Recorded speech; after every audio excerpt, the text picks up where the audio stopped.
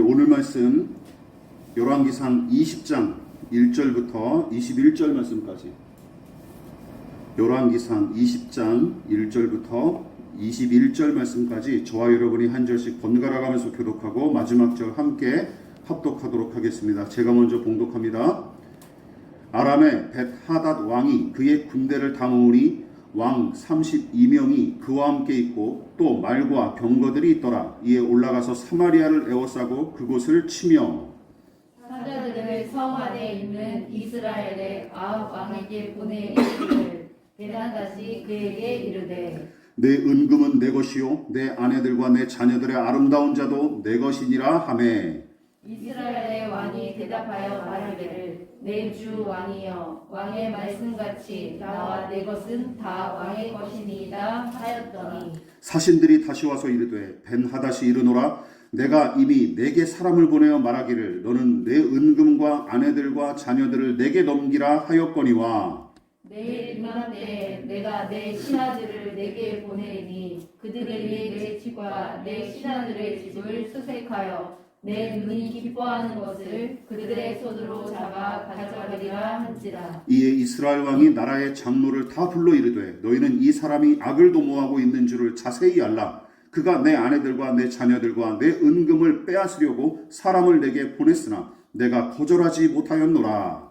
모든 장로와 백성들이 다 왕께 아뢰되 왕은 듣지도 말고 허락하지도 마옵소서 한지라. 그러므로 왕이 벤하닷의 사신들에게 이르되 너희는 내 주 왕께 말하기를 왕이 처음에 보내 종에게 구하신 것은 내가 다 그대로 하려니와 이것은 내가 할 수 없나이다 하라 하니 사자들이 돌아가서 보고하니라.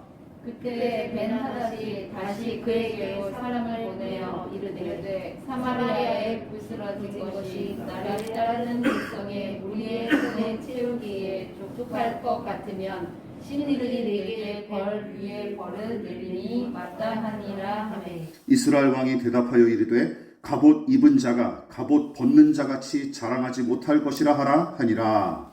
그때 베나다시 왕들과 장막에서 마시다가 이 말을 듣고 그의 신하들에게 이르되 너희는 진영을 치라 하매 곧 성읍을 향하여 진영을 치리라. 한 선지자가 이스라엘의 아합 왕에게 나아가서 이르되 여호와의 말씀이 내가 이 큰 무리를 보느냐 내가 오늘 그들을 내 손에 넘기리니 너는 내가 여호와인 줄을 알리라 하셨나이다. 아합이 이르되 누구를 통하여 그렇게 하시니까 대답하되 여호와의 말씀이 각 지방 고관의 청년들로 하리라 하셨나이다. 아합이 이르되 누가 싸움을 시작하리이까 대답하되 왕이니이다. 아합이 이에 각 지방 고관의 청년들을 계수하니 232명이요 그 외의 모든 백성 곧 이스라엘의 모든 자손을 계수하니 7,000명이더라. 그들이 정오에 나가니 베나닷은 장막에서 돕는 왕 30명과 더불어 마시고 취하는지라. 각 지방의 고관의 청년들이 먼저 나갔더라. 벤하닷이 정탐꾼을 보냈더니 그들이 보고하여 이르되 사마리아에서 사람들이 나오더이다 하매 그가 이르되 화친하러 나올지라도 사로잡고 싸우러 나올지라도 사로잡으라 하니라. 각 지방 고관의 청년들과 그들을 따르는 군대가 성읍에서 나가서 각각 적군을 쳐 죽임에 아람 사람이 도망하는지라. 이스라엘이 쫓으니 아람 왕 베나닷이 말을 타고 마병과 더불어 도망하여 피하니라. 예, 다 같이 이스라엘 왕이 나가서 말과 병거를 치고 또 아람 사람을 쳐서 크게 이겼더라. 아멘. 예, 말씀의 제목을 우리 같이 읽어보겠습니다. 시작. 너는 내가 여호와인 줄을 알리라. 예, 너는 내가 여호와인 줄을 알리라 라는 제목으로 하나님 말씀 전하도록 하겠습니다. 자, 오늘은 본문에 관한 이 배경 설명이 조금 장황하게 펼쳐질 예정입니다. 그래서 자칫하면 흐름을 놓치기가 쉽고 지루하게 느껴질 수도 있으니 유의해 주시기를 부탁을 드리겠습니다. 예, 졸지 마시라는 얘기예요. 자, 17장부터 19장까지 줄기차게 등장하여 맹활약했던 엘리야의 이야기는 오늘 설교 본문인 20장에서는 잠시 사라지죠. 그리고 21장에서 다시 아합 왕과 만나 단판을 짓는 내용을 끝으로 엘리야의 이야기는 마무리가 돼요. 그렇다고 엘리야의 이야기가 열왕기상 21장에서 완전히 끝나는 것은 아닙니다. 그의 뒤를 이어 활약하는 엘리사 선지자의 이야기가 기록된 열왕기하 초반부에 또다시 엘리야가 등장해요. 그만큼 성경이 그의 이야기를 매우 중요하게 여기고 있다는 사실을 방증합니다. 자, 어쨌든 20장은 왕들, 킹스라고 하는 열왕기서의 이름에 걸맞게 다시 아합 왕을 중심으로 이야기가 전개되죠. 그런데 아합이 다스리던 북이스라엘에 암울한 일이 벌어집니다. 3년 반의 가뭄을 지났더니 이제는 다시 또 다른 암울한 일이 벌어져요. 아람, 즉 시리아의 왕인 벤하닷이 군대를 이끌고 북이스라엘을 침공하여 수도인 사마리아를 포위하는 게 아니겠습니까? 게다가 벤하닷은 열왕기상 15장에서 이미 언급됐던 적이 있던 이름으로서 남유다의 아사 왕과 북이스라엘의 바하사 왕이 하루가 멀다 하고 전쟁을 치르던 시기에 남유다의 왕 아사가 북이스라엘 왕 바하사를 견제하기 위해 아람 왕 벤하닷에게 성전과 왕궁의 금은보화를 싹싹 긁어모아 갖다 바치면서까지 파병을 요청한 적이 있어요. 그게 기억나시는지는 잘 모르겠지만 그 제안을 흔쾌히 받아들인 아람 왕 벤하닷은 북이스라엘 병력을 라마에서 쫓아낸 것은 물론이고 아예 북이스라엘에 속한 여러 고을을 침략해서 점령을 합니다. 그 이야기가 열왕기상 15장에 있어요. 그런데 오늘 유념할 것은 열왕기상 15장에 등장하는 아람의 왕은 벤하닷 1세고요. 오늘 본문에 등장하는 벤하닷은 그의 아들이에요. 이제 그거를 좀 구분하실 필요가 있는 겁니다. 그러니까 2대에 걸쳐서 북이스라엘을 괴롭힌 작자들인 거예요. 이 사람들이 아버지와 아들이 계속해서 북이스라엘을 괴롭히는 인물로 등장을 합니다. 그게 웃기죠. 동명이인이 성경에 자주 등장하는 바람에 많은 신자가 헷갈리기 일쑤죠. 저도 헷갈립니다. 문제는 본문의 벤하닷 2세가 부친보다 더 고약한 방식으로 북이스라엘을 괴롭혔는데 막강한 군사력을 내세워 북이스라엘의 수도인 사마리아까지 진격하여 한꺼번에 이렇게 에워쌌을 뿐만 아니라 얼른 집어삼키기는커녕 어떻게 하죠? 가지고 놉니다. 마치 잡은 쥐를 가지고 노는 고양이처럼 아합 왕과 북이스라엘을 농락하는 게 아니겠습니까? 사마리아를 포위한 상태에서 1차로 2번에 걸쳐서 사신을 보내는데 1차로 사신을 보내서 뭐라고 얘기하죠?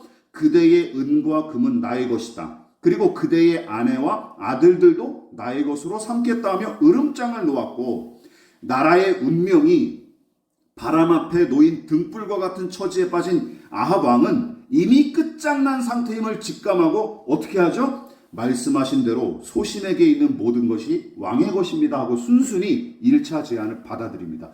어쩔 수가 없었어요. 이게 유치원생과 대학생 정도의 싸움보다도 훨씬 더 이게 격차가 큰 싸움이니까 아합 왕도 어쩔 수 없이 무릎을 꿇은 겁니다. 게다가 당연한 일이에요. 왜냐하면 지금 그가 무엇을 의지할 수 있겠습니까?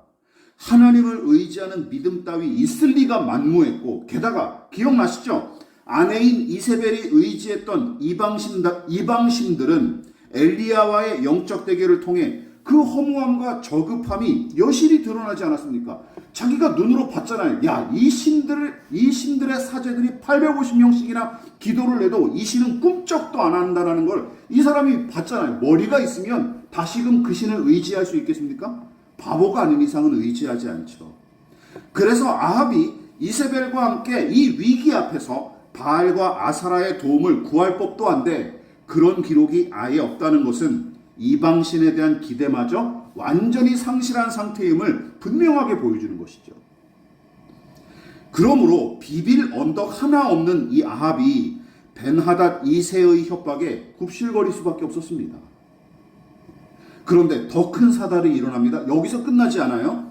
가지고 논다고 말씀을 드렸었죠. 벤하닷 2세가 1차 제안의 수준에서 만족하지 않고 어떻게 얘기하냐면 잘 들어보시고 본문에도 나와 있지만 좀 더 쉽게 해석을 했습니다. 내일 이맘때에 내 신하들을 보내 내 집과 내 신하들의 집을 뒤질 것이다. 마음에 드는 것이 있으면 그리고 내가 다 가져갈 것이다 라고 두 번째로 제안을 합니다. 두 번째로 요구를 하는 것이죠. 그러니까 아합과 북이스라엘을 더 심하게 유린할 거로 예고하기에 이른 것이죠. 다시 말해서 이 벤하닷 2세는 아람이 북이스라엘을 이미 다 집어삼킨 것처럼 기고만장했고 심지어 패전국과 그 나라의 통치자에 대한 최소한의 예우조차 갖추지 않은 거예요. 아무리 전쟁에서 이기고 패했다 하더라도 그 왕에 대한 그리고 그 나라에 대한 예우가 있지 않습니까? 원래는. 근데 그것마저도 완전히 깔아뭉개버린 거예요. 그렇다면 아합은 벤하닷 2세의 두 번째 요구도 1차 때처럼 순순히 들어줬을까요? 이미 1차 요구 때부터 심한 굴욕감을 맛보고 자존심을 한참 구겼던 아합이었으나 이 나라와 왕권의 명맥이라도 어떻게든 이어가 보자는 생각하느라 순순히 머리를 숙였었는데 최소한의 예우마저 지키지 않고 자신의 권위를 마구 유린하는 이 벤하닷 2세의 두 번째 요구는 도무지 들어줄 수 없었던 것이죠. 그래서 어떻게 합니까? 아합은 신하들을 불러 모아서 이제 이 사안에 관해 논의했고 신하들도 심히 분기하면서 왕에게 8절에서 이렇게 얘기하죠. 그의 말을 무시하고 들어주지 마십시오 라고 간청합니다. 이것은 벤하닷 2세의 명백한 실책입니다. 생각해 보십시오. 정도껏 했으면 북이스라엘 손쉽게 집어삼키고 아래에다 놓고 이렇게 부릴 수 있었을 텐데 한참 선을 넘어서는 바람에 이 지경까지 오고 만 것이죠. 여러분, 한간에 떠도는 말처럼 쥐도 궁지에 몰리면 뭘 물어요? 고양이를 무는 게 아니겠습니까? 지금 그 꼴이 난 거예요. 그래서 아합은 벤하닷 2세에게 이렇게 얘기합니다. 처음에 말씀하신 것은 들어줄 수 있지만 두 번째로 말씀하신 것은 들어줄 수 없소 라고 전가를 보내요. 그래서 1차 요구 정도로 그칠 것을 다시금 제안했으나 벤하닷 2세는 아합의 이 타협안을 묵살하고 뭐라고 얘기하죠? 내 군대를 보내 사마리아를 완전히 멸망시키겠다. 내 군인들이 이 성에서 재를 한 줌이라도 모을 수 있다면 신들이 나에게 무서운 벌을 내려도 좋다며 재차 으름장을 놓았고 이제 아합은 이판사판의 심정으로 벤하닷에게 전하라. 아직 싸우고 있는 군인은 이미 이긴 것처럼 뽐내면 안 된다고 일러라. 11절. 너는 지금 이 싸움이 다 끝났다고 생각하지 우리는 이제 시작이다 라고 얘기를 한 거예요. 아주 호기롭게 선포한 것이죠. 더는 굴복하지 않겠다는 의지를 표명하며 항전의 의사를 아주 그냥 다져버립니다. 물론 아합과 신하들이 생각해 보십시오. 벤하닷 2세의 군대와 싸워 이겨보겠다고 덤비는 게 아니에요. 예? 어차피 싸워봤자 패배할 게 뻔하지만 어떻게? 죽더라도 그냥 죽지는 않겠다라는 것이죠. 죽더라도 그냥 죽지는 않겠다. 최후의 발악에 불과했던 거예요. 벤하닷 2세는 고분고분하지 않은 이 아합의 반응에 화가 끝까지 치밀어 이제 마침내 그래 오냐 그럼 내가 이제 가지고 노는 건 이제 그만하고 너희들을 아예 집어삼켜주마 하며 공격 태세를 갖추기 시작합니다. 자, 그때 갑자기 한 무명의 선지자가 등장해서 아합에게 하나님의 뜻을 계시하는 게 아니겠습니까? 마치 17장과 18장에서 엘리야가 갑자기 등장해 아합을 도발했듯이 이번에도 뜬금없이 한 선지자가 하나님의 계시를 전하기 위해 나타난 것입니다. 그래서 뭐라고 얘기해요? 13절이죠. 같이 읽어보겠습니다. 시작. 한 선지자가 이스라엘의 아합 왕에게 나아가서 이르되 여호와의 말씀이 내가 이 큰 무리를 보느냐 내가 오늘 그들을 내 손에 넘기리니 너는 내가 여호와인 줄을 알리라 하셨나이다. 여러분, 하나님께서 선지자를 통해 하신 말씀이 무엇입니까? 현대인의 성경은 이 구절을 이렇게 번역했어요. 이 많은 군대가 보이느냐? 내가 오늘 이들을 내 손에 넘겨주겠다. 그러면 너는 내가 여호와인 것을 알게 될 것이다 라고 번역했어요. 그러니까 아람 군대의 규모와 숫자가 얼마인지 정확히는 본문에 나와 있지 않습니다. 그러나 북이스라엘의 군대와는 비교할 수 없을 만큼 엄청난 규모와 숫자를 갖췄기에 여기서 뭐라고 표현한 거예요? 큰 무리, 많은 군대로 표현한 게 틀림없어요. 원래 잽이 안 되는 상대였다는 것이죠. 절체절명의 위기 앞에 놓인 아합에게 여러분 이 말씀이 얼마나 큰 위로와 힘이 되었을까요? 그래서 아합은 누구를 통해 저들을 물리쳐야 합니까? 또한 누가 군대를 지휘해야 하나요? 하며 선지자에게 물었고 무명의 선지자는 뭐라고 대답합니까? 각 지역 장관들의 젊은 장교들이 아람 군대를 물리칠 거고 왕께서 친히 이 군대를 진두지휘하십시오 하고 대답하죠.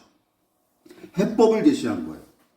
아합은 하나님의 계시를 받은 선지자의 말에 따라 각 지역의 젊은 장교 232명을 소집한 뒤 북이스라엘 전역에서 7,000명의 병력을 끌어모았으며 잽싸게 모든 병력을 이끌고 아람 군대를 먼저 기습해버립니다. 15절과 16절이 바로 그 내용이에요. 결과는 여러분들이 다 알다시피 아합과 북이스라엘이 승리하고 벤하닷 2세와 아람 군대는 제대로 싸워보지도 못한 채 달아나고 맙니다. 물론 이 내용만 읽고 야 드디어 아합이 정신을 차리고 하나님의 말씀에 순종하는구나 하며 쉽게 결론 내리면 안 됩니다. 여러분 과연 아합이 믿음으로 하나님의 말씀에 순종한 것일까요? 기억하십시오. 아합은 도무지 솟아날 구멍을 찾기가 어려운 처지에 놓였을 때 지푸라기라도 잡고 싶은 심정으로 선지자의 메시지를 들었다고 보는 게 전체 맥락에 더 어울립니다. 필요에 의해서. 게다가 여러분 하늘에서 불이 내려서 젖은 제단과 제물을 다 태우고 3년 반 만에 큰 비를 내려주시는 하나님의 권능을 코앞에서 목격했는데도 아합이 고개를 수그리고 회개하기는커녕 여전히 아내의 치마폭에 놀아났던 인물 아닙니까? 근데 여기서 또 갑자기 달라지겠습니까? 그럴 리가 없죠. 즉 18장에서 지적했듯이 오랜 가뭄과 기근의 고통에서 벗어나기 위해 엘리야가 제안한 영적 대결을 기꺼이 허락했듯이 여기서도 마찬가지라는 것이죠. 여기서도 코앞에 닥친 이 절체절명의 위기를 모면하기 위한 목적 하나만으로 선지자의 말에 귀를 기울인 게 틀림없습니다. 여러분 그래서 신앙생활 하시면서 이 부분을 좀 유념하셔야 돼요. 제 힘으로 해결할 수 없는 문제와 아픔을 만난 탓에 하나님을 찾는 사람들이 많지 않습니까? 그래서 교회도 나오고 하지만 하나님을 찾는 모든 사람이 믿음으로 그분을 사랑하고 의지하는 것은 아니다라는 사실은 구분해야 되는 거예요. 그게 다 믿음이 아니라는 믿음에서 나온 행위가 아니다라는 것을 우리가 분별할 줄 알아야 됩니다. 이건 자신에게도 적용돼야 돼요. 내 믿음이 진짜인가 판가름할 때 그저 어려울 때 하나님을 찾는다라는 사실 하나만으로 내가 믿음이 있구나, 내가 믿음이 좋구나 이렇게 쉽게 판단하면 안 된다라는 것이죠. 자 생각해 보십시오. 병들고 귀신 들렸다가 예수께 나아와 회복과 치유의 은혜를 입은 모든 사람, 예수께서 일으킨 기적으로 공짜 빵과 물고기를 제공받은 모든 사람이 그분을 사랑하고 의지했습니까? 아니죠. 그렇지 않습니다. 아합의 사례도 그 사실을 분명하게 보여주는 거예요. 그러므로 제가 다시 한번 말씀드리는 것은 당장 눈앞에 닥친 문제를 해결하기 위해 그리고 좀 더 안락하고 윤택한 삶을 도모하기 위해 몇 번 하나님 앞에 수그리는 정도로 누군가를 향해 야, 저 사람 하나님께 돌아왔구나. 자신의 죄를 회개하고 믿음으로 사는구나 하고 섣부르게 판단하면 안 된다는 것이죠. 한 사람의 믿음은 기억하십시오. 여러분 잘 들어보세요. 한 사람의 믿음은 시간과 역사를 통해 드러나고 개인의 일상과 관계를 통해 증명되는 것입니다. 믿으십니까? 그럼 몇 번 수그리는 정도로 안 되는 거예요. 다시 한번 시간과 역사를 통해 드러나고 개인의 일상과 인간관계를 통해 증명되는 게 믿음이라는 것이죠. 그러나 시간과 역사, 일상과 관계도 완전하지 않습니다. 개인의 믿음과 거듭남을 완전하게 판단하실 분은 누구밖에 없습니까? 하나님밖에 없는 거예요. 그래서 우리가 그런 얘기 조심히 하셔야 되는 거예요. 저 사람 구원받았어. 저 사람 지옥 가요. 이거 함부로 얘기하는 게 아니에요.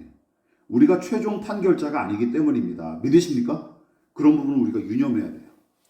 그러나 제가 더 주목해야 되는 것, 아합의 태도보다 더 중요한 것은 오늘 본문의 하나님의 이 말씀과 반응이라는 것이죠. 제가 처음 이 이야기를 접했을 때 조금 의아했던 기억이 있습니다. 여러분은 어떠십니까?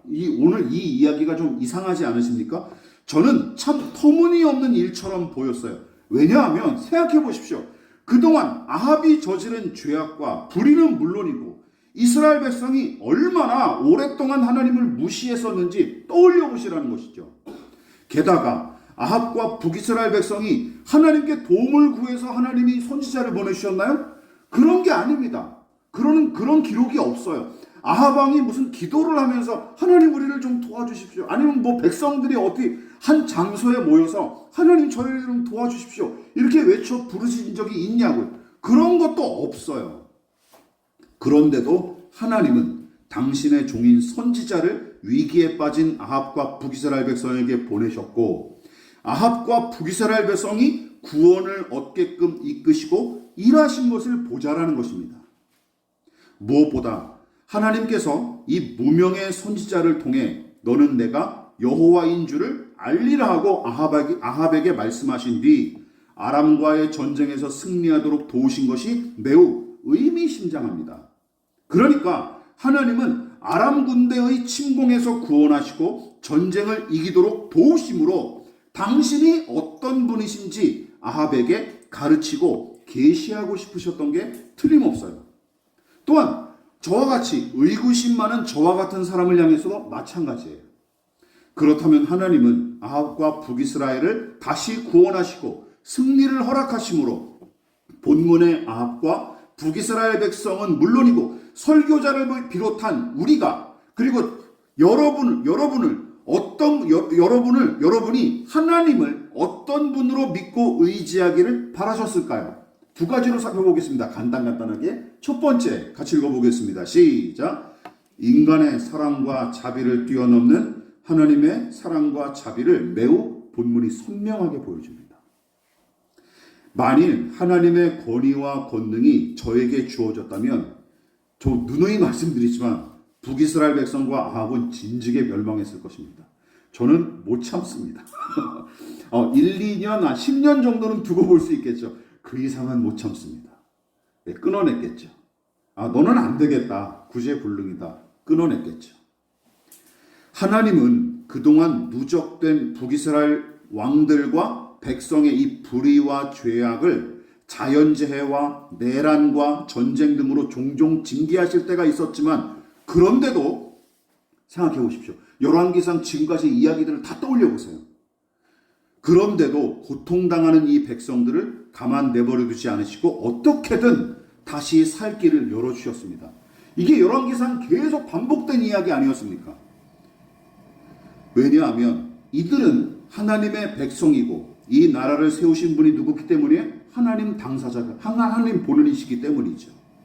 오죽하면 훗날 하나님께서 북이스라엘의 또 다른 위대한 선지자를 세우시는데 호세아 선지자를 통해 다음과 같이 탄식하며 말씀하셨을까요? 들어보신 적 있습니까? 호세아 11장 8절 읽어보겠습니다. 시작. 에브라임이여 내가 어찌 너를 놓겠느냐 이스라엘이여 내가 어찌 너를 버리겠느냐. 에브라임은 요셉의 둘째 아들로서 북이스라엘 왕국을 가리킬 때 주로 사용하는 별명이에요. 북이스라엘이라고 부르지 않고 에브라임이라고 불렀던 게 구약 성경에 많이 등장합니다. 호세아는 아합이 통치하던 시기에서 대략 50년, 62년 뒤에 나오는 선지자예요. 그럼 그때 활약한 선지자로서 그때도 여전히 북이스라엘 백성과 왕들은 끊임없이 하나님을 무시하고 외면하죠. 그러나 하나님은 호세아 같은 선지자를 통해 끊임없이 그들을 향한 사랑을 표명하고 계속해서 회개를 촉구하셨습니다. 혹시 징계하시고 심판하시는 하나님에 관한 성경의 기록이 종종 등장하는 바람에 인간을 괴롭히지 못해 안다라는 분으로 하나님을 오해하십니까? 이거 정말 큰 오해예요. 인간의 무수한 죄악과 계속된 불의에도 너무나 오래 참으시고 넘치도록 자비를 베푸시는 하나님을 발견하지 못했다면 여러분 성경을 제대로 읽거나 깊이 묵상했다고 보기가 어렵습니다. 하나님을 무슨 그렇게 속 좁은 분으로 봤다면 성경을 제대로 읽은 것이 아니에요. 다른 사례를 멀리서 찾을 필요도 없습니다. 여러분 보십시오. 무엇보다 우리 자신이 차고 넘치는 하나님의 사랑과 긍휼의 증거가 아니겠습니까? 지금 우리가 이렇게 살아가고 있다는 게 말이죠. 당장 심판받지 않고 자신을 가리켜 죄인 중에 괴수라고 고백했던 사도 바울을 떠올려 보십시오. 그가 자신의 추악한 민낯을 고백하면서도 감사하고 기뻐했던 까닭이 무엇입니까? 회방꾼, 박해자, 폭행자에 불과했던 그조차도 넉넉히 용납하시는 하나님, 그뿐만 아니라 그리스도 예수의 복음을 전하는 사도의 직분까지 맡기신 하나님의 이 큰 은혜가 그에게는 침량하기가 어려울 만큼 크고 깊고 넓고 높았기 때문입니다. 본문도 마찬가지예요. 그래서 하나님은 당신의 종을 아합에게 보내셨고 그들을 다시금 구원하신 것입니다. 믿으십니까? 그뿐만이 아닙니다. 하나님이 아합과 북이스라엘 백성을 구원하시고 더 나아가 고작 232명의 젊은 장교와 7,000명 남짓한 병력으로 엄청난 규모의 아람 군대와 싸워 이기게 하신 이유는 무엇을 나타내 주시기 위함이에요? 같이 읽어보겠습니다. 시작. 인간의 조건과 계산을 뛰어넘어 일하시는 하나님이심을 분명하게 가르치기 위해서예요. 지금 아합과 북이스라엘 백성은 아람 군대와 대등한 입장에서 전쟁을 치른 게 절대 아닙니다. 젊은 장교 232명과 7,000명의 병력이 많아 보이십니까? 여러분 1절과 16절을 보십시오. 아람 군대는 벤하닷 2세를 돕기 위해 참전한 지방의 영주들이 무려 몇 명이나 모였대요? 32명이나 모였대요. 지방의 영주들만, 그러니까 다른 작은 왕들만 32명이 모인 거예요. 그러니까 이렇게 비교해보면 좀 더 나을 거예요. 북이스라엘의 통치자인 아합과 비등비등한 권세를 가진 자들이 32명이 모인 거예요. 잽이 되겠습니까? 왕들만 그렇게 보였다고. 왕들만. 애초에 싸워볼 만한 규모가 아니었기에, 그래서 아합도 1차로 요구할 때는 1차 요구에는 무조건 굽실거렸던 것입니다. 야, 이거는 싸우면 무조건 우리가 박살난다 해가지고 무조건 굽실거렸던 것이죠. 그런데도 하나님은 당신의 종을 아합에게 보내셔서 내가 이렇게 큰 군대를 본 적이 있느냐, 그러나 내가 오늘 그들을 내 손에 넘겨줄 것이라고 약속하시죠. 그리고 선지자를 통해 말씀하신 대로 아합과 북이스라엘 군대가 넉넉히 승리하게끔 이끄시고 도우십니다.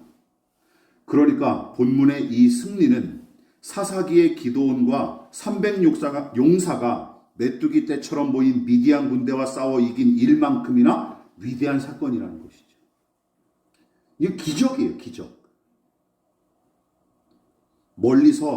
이것도 멀리서 찾을 필요가 없습니다. 이미 18장에서 엘리야가 우상 선지자 850명과의 영적 대결에서 얻은 승리도 결국은 그의 경건이나 능력에서 비롯된 것이 아니라 그를 통해 하나님께서 일하신 덕분이 아니겠습니까? 생각해 보십시오. 신실한 믿음의 사람들이 언제 사람의 숫자와 군대의 규모를 따졌던가요? 성경에 그런 사람이 어디 있습니까? 그래서 다윗도 시편 20편 7절에서 이렇게 얘기했죠. 어떤 사람은 병거, 어떤 사람은 말을 의지하나 우리는 여호와 우리 하나님의 이름을 자랑하리로다. 믿으십니까? 이 믿음을 가지고 나왔던 거예요. 여러분 기억하십시오. 제가 한번 이렇게 정리해봤습니다. 성경의 역사를 통틀어 위대한 승리를 쟁취한 이야기는 모두 다 이스라엘이 미력하고 적을지라도 그저 하나님을 의지하고 순종했던 까닭에, 더 나아가 구원과 승리를 베풀기로 작정하신 하나님의 뜻 덕택에 일어난 일들입니다. 믿으십니까? 그 사실을 우리는 명심해야 돼요. 그런데 이와 같은 기적이 본문에서도 동일하게 일어난 것입니다. 아합 시대에 일어났다고 폄하할 게 아니라는 것이죠. 이 얼마나 큰 은혜입니까? 여러분, 무엇보다 기드온과 다윗 같은 사람은, 기드온은 미디안과 싸우기 전부터 하나님을 신뢰했고 힘써 순종하기라도 했지만 본문의 아합과 북이스라엘 백성은 내내 불순종으로 일관했던 작태를 생각해 보십시오. 그럼에도 불구하고 하나님이 승리케 하시고 구원을 허락하신 것입니다. 하나님은 그들을 위기에서 건지시고 전쟁에서 이기게 하십니다. 따라서 이 기적적인 승리의 이야기는 하나님이 사람의 조건과 환경과 계산을 훌쩍 넘어 일하시는 분임을 분명하게 보여주는 것이죠. 말씀을 마무리하도록 하겠습니다. 여러분, 이 부분이 우리와 같은 믿음의 사람들에게 얼마나 큰 위로와 힘이 되는지 모릅니다. 특히 저는 하나님께서 제가 좋아하는 말씀이 사무엘상 16장 7절이죠. 자주 언급하죠. 내가 보는 것은 사람과 같지 않다. 저는 이 말씀이 얼마나 저에게 큰 위로가 되는지 모릅니다. 그렇죠. 하나님이 사람 같으시면 저는 안 믿었을 거예요. 저는 그렇게 고백합니다. 하나님께서 그렇게 하신 말씀을 종종 떠올리며 저는 위로를 받습니다.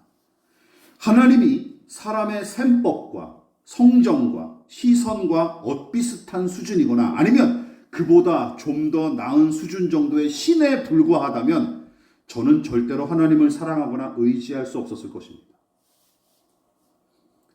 이사야 선지자가 암울했던 시절에도 소망을 잃지 않았던 이유는 바로 그런 하나님을 신뢰하고 사랑했기 때문이죠. 마지막으로 이 구절 읽어보겠습니다. 이사야서 55장 시작.